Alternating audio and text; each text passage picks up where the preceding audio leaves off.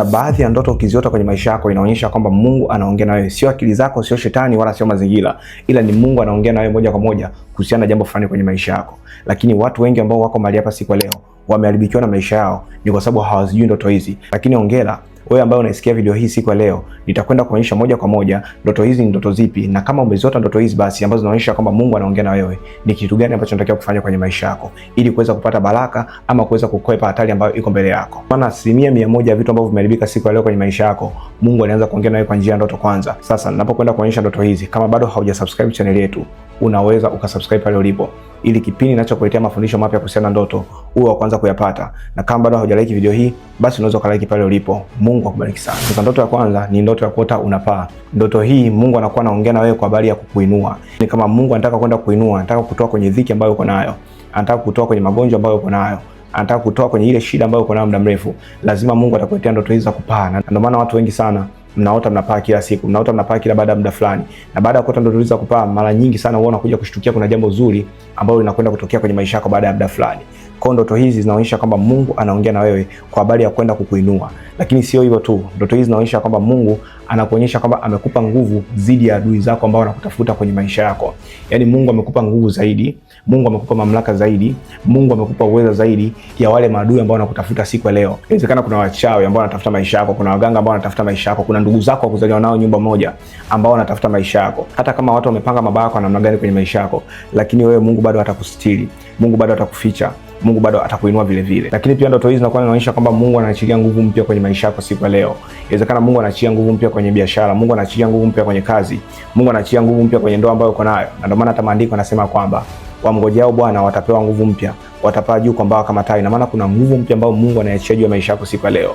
Kuna nguvu mpya ambayo Mungu anaiachia juu ya kazi yako siku ya leo. Kuna nguvu mpya ambayo Mungu anaachilia juu ya familia yako siku ya leo. Na nguvu hiyo itakufanya wewe uweze kupaa juu, itakufanya wewe uweze kuinuka, itakufanya wewe uweze kuvuka ile mipaka ambayo umewekewa. Mungu anakwenda kuonyesha katikati ya watu, Mungu anakwenda kutenga. Mungu anaenda kufanya kuwa mtu tofauti katikati ya watu wengi. Yaani wewe kama utakaposimama na watu wengine wenye sifa kama za kwako, mnapoomba kitu kimoja ama mnapokuwa mnafanya kitu cha aina moja, Mungu anakwenda kutofautisha. Sasa ndoto ya pili ni ndoto ya kuota unapigana na yule unayepigana naye umemshinda. Ndoto hizi zinaonyesha kwamba Mungu anaongea na wewe kwenye maisha yako kwamba kuna vita kubwa. Inawezekana siku leo unapitia vita kubwa kwenye uchumi, unapitia vita kubwa kwenye biashara, unapitia vita kubwa kwenye kazi ambayo uko nayo. Lakini unapoota ndoto hizo unazopigana, inamaanisha kwamba kuna vita ambayo iko mbele yako ni kweli, lakini vita ile utakwenda kuishinda katika namna ambayo haujajua. Utakwenda kushinda kirahisi sana, utakwenda kuinuka kirahisi sana, na utakwenda kukua kirahisi sana. Sasa kwenye ndoto inategemeana. Kuna watu wanaota wanapigana na watu wanaowajua, kuna wengine wanaota wanapigana na watu wasiowajua. Unapoota unapigana na mtu unayemjua, inamaanisha kuna adui ambaye anajaribu kuinuka kwenye maisha yako. Kuna mtu ambaye anajaribu kuinuka kwenye maisha yako, lakini mtu yule ni mtu ambaye unamjua. Na ndio maana kuna wengine wanaota wanapigana na dada zao, wengine wanaota wanapigana na mama zao, wengine wanaota wanapigana na baba zao, wengine na ndugu zao. Hii inamaanisha kwamba kuna vita ambayo unapitia siku ya leo kwenye maisha yako. Na vita hii inatokea kwenye familia yako au kwa ndugu zako wa karibu. Lakini wengine wanaota wanapigana na watu wasiowajua. Hii inamaanisha kwamba vita yako wewe inatoka kwa watu ambao wewe huwajui ila wao wanakujua. Inawezekana kuna watu ambao wanakupangia mitego, kuna watu wanaokupangia vitu vibaya, wewe huwajui lakini wao wanakujua. Sasa ninapokwenda kuonyesha ndoto ya tatu, kama video hii inakubariki na bado hujalike, basi unaweza kulike pale ulipo. Sasa ndoto ya tatu ni ndoto ya kuota unafukuzwa na wanyama mbalimbali. Inaweza kawa ni nyoka, ng'ombe ama nyuki. Ndoto hizi zinaonyesha kwamba Mungu anaongea na wewe kwa habari ya uchawi. Kwenye maisha yako wewe kuna uchawi ambao umekufunga, na uchawi huu ndio unaofanya mambo yako yasogee mbele. Kwa mfano, unapoota unafukuzwa na nyoka, nyoka inamaanisha kwamba kuna ufalme wa majini ambao unakufuatia siku ya leo. Yaani kuna mtu ambaye anarusha majini kwenye biashara ambayo uko nayo, anarusha majini kwa watoto wako, anarusha majini kwenye vile vitu ambavyo unavimiliki. Yaani kwamba hiyo hali ngumu ambayo unapitia siku ya leo ni kwa sababu ya majini ambayo yamerushwa kwenye maisha yako. Ama kama unaota unafukuzwa na nyuki, inamaanisha kwamba kuna maadui ambao wamejipanga kwenye maisha yako, lakini maadui hao ni maadui ambao wana hasira kubwa sana na wewe. Ni maadui ambao wanataka kuharibu maisha yako kwa nguvu zote. Yaani sio maadui tu wa kawaida, hapana. Hawa maadui wana hasira na wewe ya kuharibu maisha yako kwa haraka sana. Lakini pia kama unaota unafukuzwa na ng'ombe, kwa inamaanisha kwamba kuna roho za mapatilizi ambazo zinakufuatia siku ya leo, na roho hizi ni roho za kichawi. Na roho hizi za kichawi zinatoka kwa watu ambao unawajua. Kwa hiyo sasa wameamua kuvaa sura za vitu vingine. Mara nyingi sana ng'ombe wanaokufuza kwenye ndoto hao ni watu, lakini watu wale wanakuwa wameficha identity yao, wameficha sura zao. Sasa napokwenda kuonyesha ndoto ya 4, kama bado haujasubscribe channel yetu, unaweza ukasubscribe pale ulipo. Sasa ndoto ya 4 ni ndoto ya kuota umepoteza pochi, begi au wallet. Ndoto hizi zinaonyesha kwamba Mungu anaongea na wewe siku ya leo kwa habari ya uchumi wako, ya kwamba uchumi wako umeibiwa. uchumi wako, kuna mtu ambaye anafanya vitu vibaya kuhusiana na uchumi wako.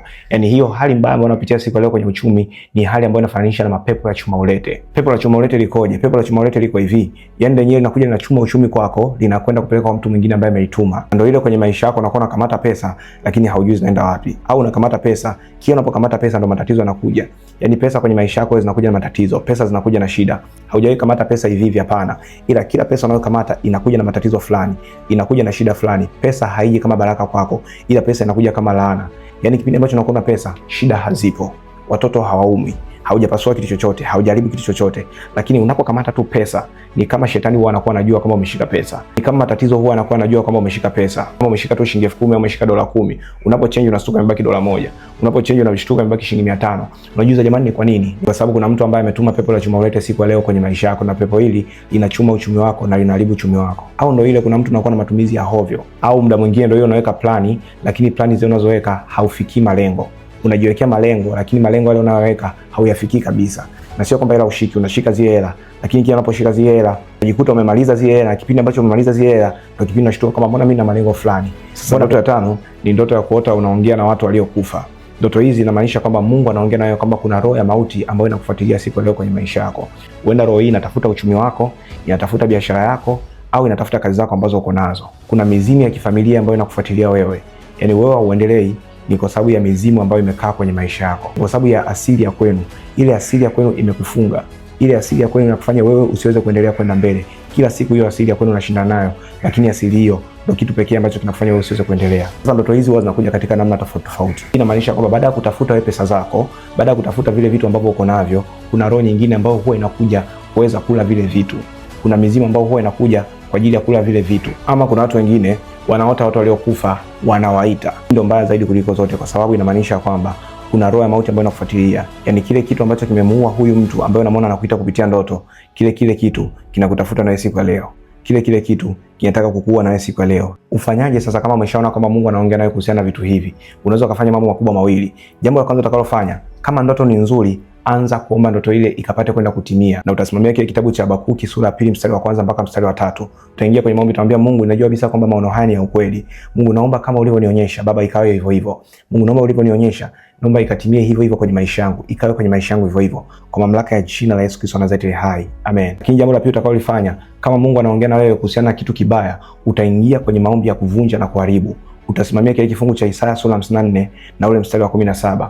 Utaambia Mungu, kila silaha iliyosimama juu ya maisha yangu isifanikiwe kuanzia sasa. Iwe ni silaha ya mauti, iwe ni silaha ya kupoteza, iwe ni silaha chuma ulete. Mungu, kila silaha ambayo shetani anaipanga juu ya maisha yangu haitafanikiwa kabisa, kwa mamlaka ya jina la Yesu Kristo wa Nazareti hai. Amen. Utakapofanya mambo hayo makubwa mawili ambayo nimekwambia siku ya leo, utaanza kuona Mungu kama anaongea nawe kuhusiana na jambo zuri, basi jambo lile litaenda kutimia, lakini Mungu kama anaongea nawe jambo baya, jambo lile halitaweza kupata kabisa. Na kama mbarikiwa na unatamani kusupport huduma hii, basi unaweza kusupport huduma hii kwa sadaka yako kupitia namba za simu ambazo zinaonekana hapo chini kwenye screen yako. Na utakapokuwa unafanya hivyo, Mungu akuzidishie pale ulipotoa, na Mungu akubariki sana katika jina la Yesu. Amen. Au pia kama una shida binafsi, unatamani niweze kuombea, unatamani kuweza kufika kanisani kwetu, unaweza ukanitafuta kupitia namba za simu ambazo zinaonekana upande wako wa kulia wa chini wa screen yako. Na muda huu tumefikia mwisho wa video hii. Kama bado haujasubscribe channel yetu, unaweza ukasubscribe muda huu, ili kipindi ambacho nakuletea mafundisho mapya kuhusiana na ndoto uwe wa kwanza kuyapata. Na kama bado hujalike video hii mpaka hapa tulipofika na nakubariki, basi unaweza ukalike mahali pale. Mungu akubariki sana. This is Apostle Deusengo. Amen. Shalom. Peace.